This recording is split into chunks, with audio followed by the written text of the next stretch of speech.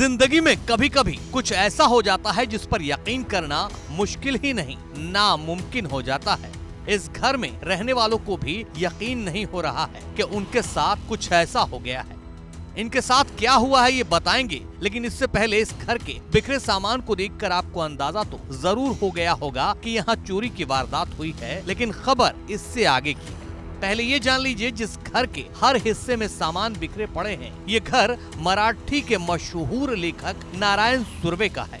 हालांकि नारायण सुर्वे अब इस दुनिया में नहीं है। सुर्वे के घर में उनकी बेटी सुजाता और उनके पति गणेश घारे रहते हैं। वो अपने बेटे के पास विरार गए हुए थे, जिसकी वजह से घर 10 दिनों से बंद पड़ा था।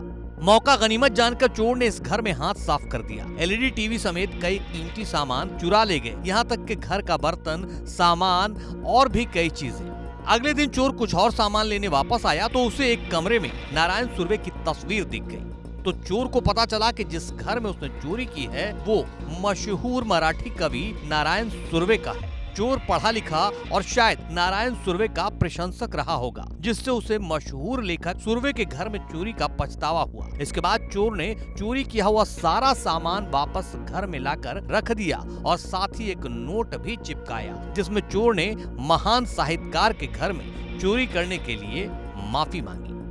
सुर्वे की बेटी सुजाता अपने पति के साथ रायगढ़ लौटी तो उन्होंने घर के अंदर नोट चिपका देखा तो पुलिस को इसकी सूचना दी। पुलिस ने मौके पर पहुंचकर जांच शुरू की और एलईडी और अन्य सामान से फिंगरप्रिंट लिए हैं। फिंगरप्रिंट के आधार पर चोर को पकड़ने की कोशिश की जाएगी। खैर, बात निकली है तो नारायण सुर्वे के बारे में भी जान लीजिए। सुप्रसिद्ध मराठी लेखक सुर्वे लेखक बनने से पहले मुंबई की सड़कों पर एक अनाथ के रूप में पले बढ़े थे। घरेलू सहायक, होटल में बर्तन धोने वाले, बच्चों की देखभाल करने वाले, पालतू कुत्तों की देखभाल करने वाले, दूध देने वाले, कूली और चक्की चलाने वाले के रूप में काम करके अपना गुजारा किया। शायद यही वजह है कि उनकी कविताओं में शहरी मजदूर वर्ग का संघर्ष साफ तौर पर नजर आता है। उनकी रचनाओं में शहरी मजदूर वर्ग के हालात का बड़ा ही सजीव और जीवंत वर्णन है। यही वजह है कि मराठी लेखकों और कवियों में इनकी अलग पहचान है। 16 अगस्त 2010 को 84 साल की उम्र में इनका निधन हो गया था। एक चोर और इनके प्रशंसक ने इनकी यादों को एक बार फिर से ताजा कर दिया।